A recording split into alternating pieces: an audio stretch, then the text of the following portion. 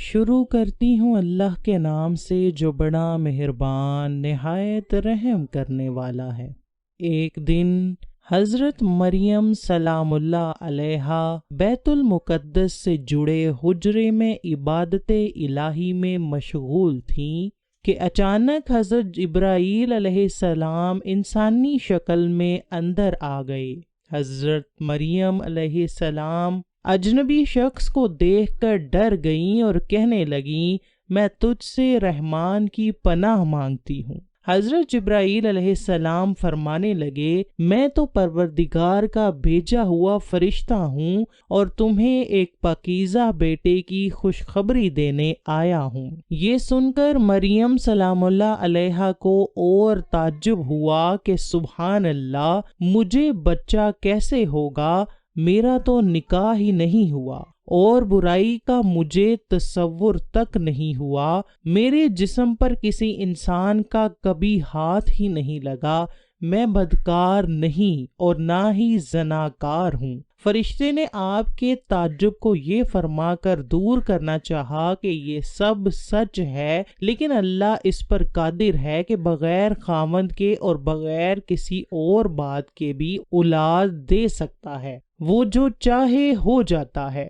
اللہ تعالیٰ اس بچے کو اور اس واقعہ کو اپنے بندوں کی تذکیر کا سبب بنا دے گا۔ یہ قدرت الہی کی ایک نشانی ہوگی تاکہ لوگ جان لیں کہ وہ خالق ہر طرح کی پیدائش پر قادر ہے۔ آدم علیہ السلام کو بغیر عورت مرد کے پیدا کیا، حوا کو صرف مرد سے بغیر عورت کے پیدا کیا، باقی تمام انسانوں کو مرد و عورت سے پیدا کیا، اور اب عیسیٰ کو وہ بغیر مرد کے صرف عورت سے ہی پیدا کرے گا۔ اس کے بعد حضرت جبرائیل علیہ السلام نے حضرت مریم پر پھونک ماری اور ان کو حمل ٹھہر گیا۔ جیسے جیسے بچے کی پیدائش کا وقت قریب آتا گیا، حضرت مریم کی پریشانی میں اضافہ ہوتا گیا کہ کیسے میں اپنی قوم کا سامنا کروں گی، لوگ تو مجھ پر زنا کی تہمت باندھ دیں گے۔ اسی خوف سے آپ بیت المقدس سے تقریباً 9 کلومیٹر دور جنگل کی طرف ایک پہاڑی کوہ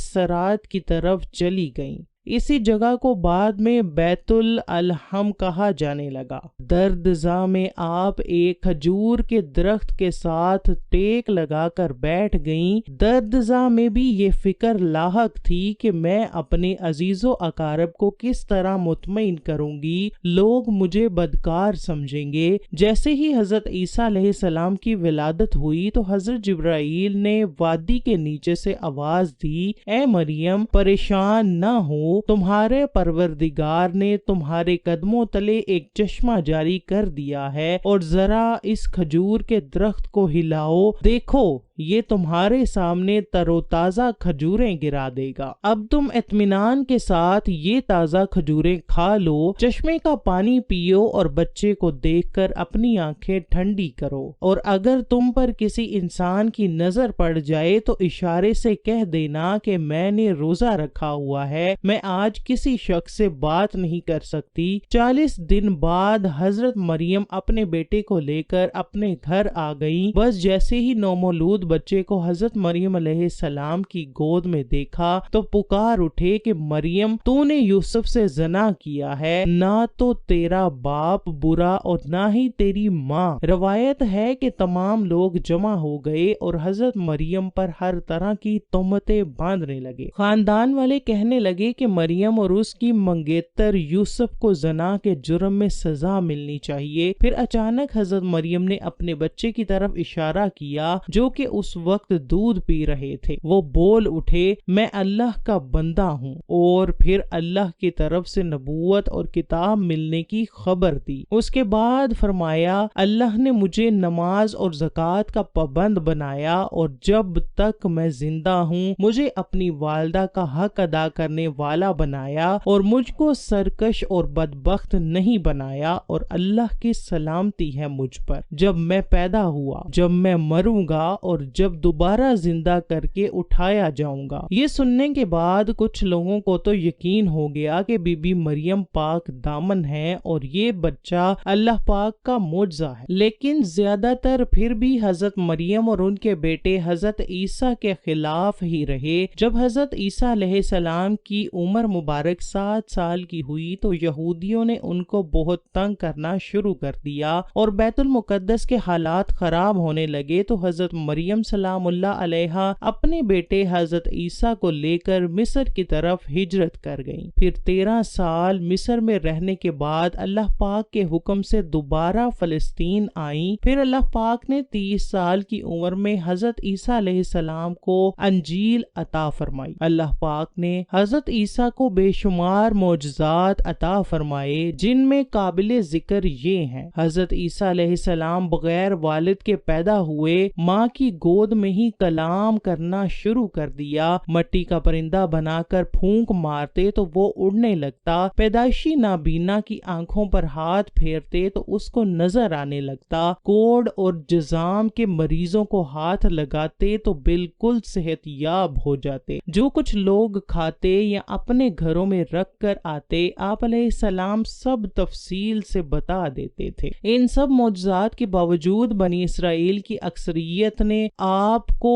جھٹلا دیا، اور پھر صرف چند لوگ جن کی تعداد 12 بتائی جاتی ہے وہی آپ پر ایمان لائے، جن کو قرآن پاک میں حواریوں کے لقب سے پکارا گیا ہے۔ ارشاد باری تعالیٰ ہے، جب حضرت عیسیٰ علیہ السلام نے ان کو کفر محسوس کر لیا تو کہنے لگے، اللہ تعالیٰ کی راہ میں میری مدد کرنے والا کون کون ہے؟ حواریوں نے جواب دیا، ہم اللہ تعالیٰ کی راہ میں مددگار ہیں، ہم اللہ تعالیٰ پر ایمان لائے اور آپ گواہ رہیے کہ ہم تابعدار ہیں۔ اس کے بعد تبلیغ کی غرض سے حضرت عیسیٰ علیہ السلام اپنے حواریوں کے ساتھ شام تشریف لے گئے۔ وہاں بھی بنی اسرائیل نے آپ کی بڑھ چڑھ کر مخالفت کی اور ہر طرح سے آپ کو اذیتیں دی۔ پھر ایک دن حضرت عیسیٰ کے حواریوں نے عجیب فرمائش کی، جس کو اللہ پاک نے قرآن پاک میں اس طرح بیان کیا ہے، اور جب حواریوں نے کہا، اے عیسیٰ ابن مریم، کیا آپ کا پروردگار ایسا کر سکتا ہے کہ ہم پر آسمان سے خوان نازل کرے؟ انہوں نے کہا کہ اگر ایمان رکھتے ہو تو اللہ سے ڈرو۔ وہ بولے، ہماری خواہش ہے کہ ہم اس میں سے کھائیں اور ہمارے دل کی تسلی پائیں، اور ہم جان لیں کہ تم نے ہم سے سچ کہا اور ہم اس پر گواہ رہیں۔ حضرت عیسیٰ ابن مریم نے دعا کی، اے ہمارے پروردگار، ہم پر آسمان سے خوان نازل فرما کہ ہمارے لیے عید قرار پائے، یعنی ہمارے اگلوں اور پچھلوں کے لیے، اور وہ تیری طرف سے نشانی ہو، اور ہمیں رزق دے، تو وہ بہتر رزق دینے والا ہے۔ اللہ تعالیٰ نے فرمایا،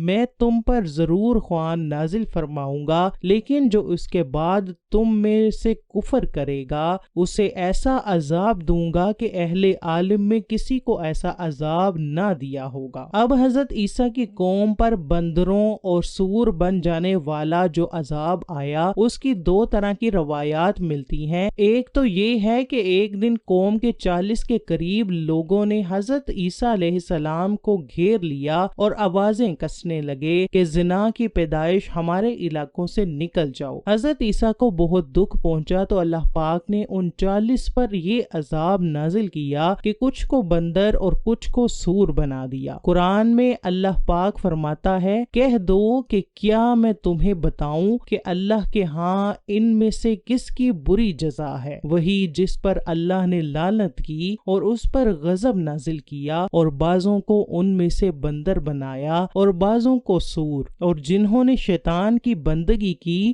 وہی لوگ درجہ میں بدتر ہیں اور راہ راست سے بھی بہت دور ہیں۔ دوسری روایت حضرت عمار بن یاسر رضی اللہ تعالی عنہ سے ہے کہ حضور اکرم صلی اللہ علیہ وآلہ علیہ وسلم نے فرمایا آسمان سے دسترخوان اترا جس میں روٹی اور گوشت تھا، ان کو حکم ملا کہ خیانت نہ کریں، ذخیرہ نہ کریں اور نہ کل کے لیے اکٹھا کریں، لیکن انہوں نے خیانت کی، ذخیرہ کیا اور اکٹھا کر کے رکھا تو وہ بندروں اور سوروں میں تبدیل ہو گئے۔ جب حضرت عیسیٰ علیہ السلام کی عمر مبارک 33 سال کی ہوئی تو یہودیوں نے آپ کو سولی پر چڑھانے کا فیصلہ کر لیا۔ حضرت عیسیٰ علیہ السلام کے زمانہ میں شام کا علاقہ رومیوں کے زیر نگیں تھا، یہاں ان کی طرف سے جو حکمران مقرر تھا وہ کافر تھا۔ یہودیوں نے حضرت عیسیٰ علیہ السلام کے خلاف اس کے کان بھر دیے، چنانچہ اس نے یہودیوں کے مقابلے پر حضرت عیسیٰ کو سولی پر چڑھا دینے کا فیصلہ کر لیا، لیکن اللہ تعالیٰ نے انہیں بحفاظت آسمان پر اٹھایا۔ اللہ تعالیٰ کے ارشاد ہے، اور یہ کہنے کے سبب کہ ہم نے مریم کے بیٹے عیسیٰ مسیح علیہ السلام کو جو اللہ کے پیغمبر تھے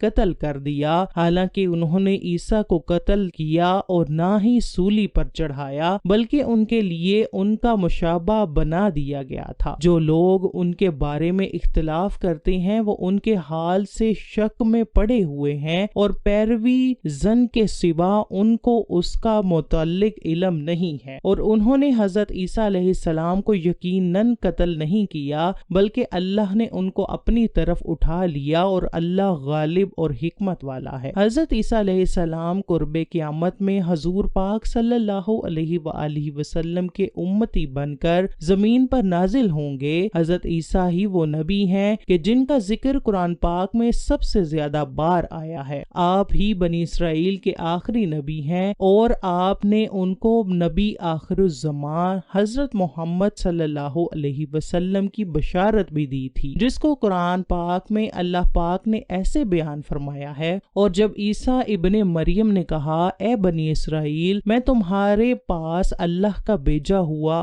آیا ہوں اور ایک پیغمبر کی جو میرے بعد آئیں گے جن کا نام احمد ہوگا بشارت سناتا ہوں۔ حضرت عیسیٰ علیہ السلام کے 600 سال بعد تک کوئی نبی نہیں آیا، اور پھر دو عالم کی قسمت جاگی اور اللہ پاک نے اپنے آخری پیغمبر حضرت محمد صلی اللہ علیہ وآلہ وسلم کو سارے جہانوں کے لیے رحمت بنا کر بھیجا۔